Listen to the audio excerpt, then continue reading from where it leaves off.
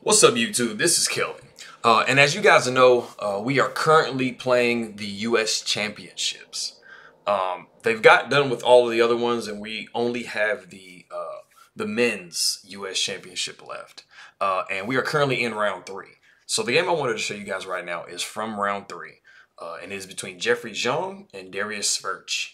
And, you just see the one flag there. Like I said, it's the U.S. Championships. So we just only need one flag. So I went ahead and just popped it in the middle there. And this is going to be a playthrough analysis. So it's not going to be a full analysis. It just gives the game a chance to kind of play through a little bit. And, I'll kind of give my thoughts a little bit as we go and stuff like that. And if you guys want to hang out with me to the end, I'll be coming back to a certain point in the game. And I'll mention that exact point when we get there. So if you guys are ready, let's go ahead and take a look at this game here. All right, so we have E4, C5. So we have the Sicilian defense. Knight to F3, most commonly played move. Knight to C6. All right, so D4. So now we have an open Sicilian. All right, so we got C takes D4, Knight takes D4, Knight to F6. And as you guys know, Sicilian players, there's so many different possibilities here. There's a Najdorf, there's dragons, there's this one as well. So we have that is the Sicilian Pelican, and D6 is definitely going to be what you want to go. Gives a little time for bishop to G5. And so there's actually two different names that this is given. It's one of them is the Sicilian Pelican Chelyabinsk, which is what I know it as. But it's also I've seen it be the Sveshnikov. We have F5. And now the point that I'm going to be talking about is going to be move 9, where G takes F6.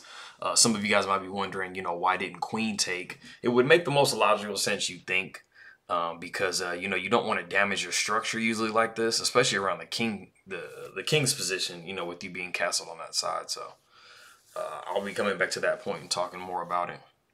All right, so we have F6, threatening mate in 1. You definitely have to, parry that threat. So we have E4, F takes G7, rook moves out of the way, bishop moves back, so got all the pieces out of danger here. All right, so knight to E5, castles, always a good idea. All right, so knight to C2, that's a very typical movement back. All right, so that's a little interesting move there. I mean, if you were to take with the pawn, it would definitely open your king just a little bit too much. So taking with bishop is definitely the better option there. All right, so knight E3, attacking that bishop. Moving the rook over. So now we got to move the bishop out of the way. Attacks the queen. Gets the queen to a little bit better square on G3. So we're just going all out with the attack on H5. So we definitely have to stop that. All right, so we're doubling the rooks on the semi-open file, attacking that pawn here. All right, rook to G8. All right, so if you guys noticed there, the queen was actually trapped. So, F4 gives her some space to breathe because she was going to be won there a second ago. All right, so knight to D5, queen to H6.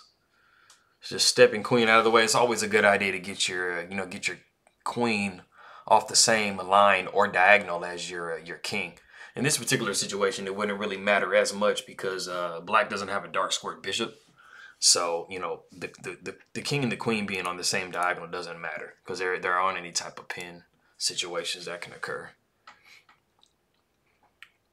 All right, so we're trying to trade queens. As you can see, white is up the exchange. So trades would benefit white a little bit more. Since they have the power of those 2 rooks. And so you notice the, let me see here. So we got queen D4, trying to further trade. So you can see that white is definitely trying to trade down so they can just have a favorable endgame. And it's going to be very easy to create a pass pawn on this side of the board with this 3-on-1 majority here. And so you see this bishop is just tethered to this pawn here on F7. That's always something that you want to do with your bishop. If you're in this type of a situation where you're down in exchange, you want to, tether your bishop because it's unfavorable to, try to trade off this rook for this bishop. So tethering is going to be something good here. All right, so we're just checking. We're just trying to get the queen. Looks like queen into a little bit different position here. All right, so king to h7. Getting the queen close to the king. All right, so we got a check on h5. King moves over. Another check. King back to h7. Rook to d4. Yeah, that's pretty nasty. As you guys can see, the queen is attacked, and there really isn't anything for the queen to do because naturally, as you guys can see, this move here is checkmate. And so, you know, the queen has this file, and then the rook would have this file.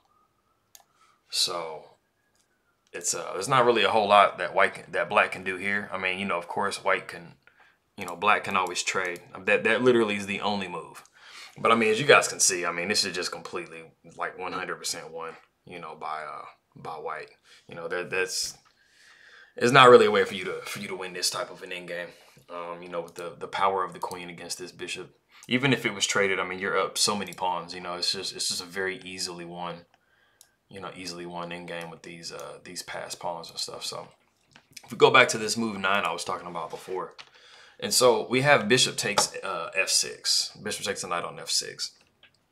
And, you know, so we have g takes f6. But if we go back, some of you might be thinking, well, I mean, why would you damage your structure that way? Like, why don't you just go ahead and take back with the queen? Then that'll make just more sense, you know, because, you know, your structure's not damaged. You know, you developed your queen. You know, you're thinking it's going pretty good, right? Well, the unfortunate thing is, you know, earlier in the game, you know, you had all these pawn moves, right? And so it's actually put black a little bit behind as far as, you know, development and stuff is concerned, even though these, you know, this knight has moved a couple of times, right? And so you're going to have this move that follows this. And then so the only really logical place to put the queen is going to be back on the d8 because, you know, you have this fork coming here. That's going to fork the, you know, the king and the rook. And so it's not really going to justify you, you know, taking back with the queen. And so when the queen comes back here, you actually have this move here. Now, of course, you know, you're going to want to take back this way. You have the knight here. And then you're going to have something, you know, like queen a5 check, you know, blocking with c3. Yeah, you've given up a bishop. You've won 2 pawns. But most importantly, you have these 2 passed pawns. So even though you've given up an entire bishop, you still have, you have the 2 pawns. You also have 2 completely passed pawns, which are going to be really, really hard for these black pieces to deal with because they're basically going to be having to try to, you know, slow down or stop these, you know, these pawns from advancing up the board. So, like I said, even though you've given up a bishop, you've definitely gotten some good compensation in return. And you know, you're going to have to, you know, get out of this fork. So, I mean, there's not really a lot you can, you know, you can try to do something like that, but I mean, that's, you know, you're still getting forked, or I mean, you're still getting checked, or, you know, probably go this way or something like that, you know. So it's just like, you know, there's just, your king is in the center, you've won the 2 pawns, even though for the bishop, you know, and it's just a very, very good game. Very, very good game for white here. All right, well, guys, that is the round 3 game between Jeffery Xiong and Dariusz Świercz. And Dariusz Świercz did resign the game in lieu of having to try to give his queen up. Go back to that final position. In lieu of having to try to give his, you know, having to give the queen away for this rook, which, you know, is completely lost. So I appreciate it, guys. Subscribe and like for me. Let me know if there's any other type of videos you'd like for me to do, or if you had any questions, go ahead and put it down there in the comments, and I'll see you guys next time.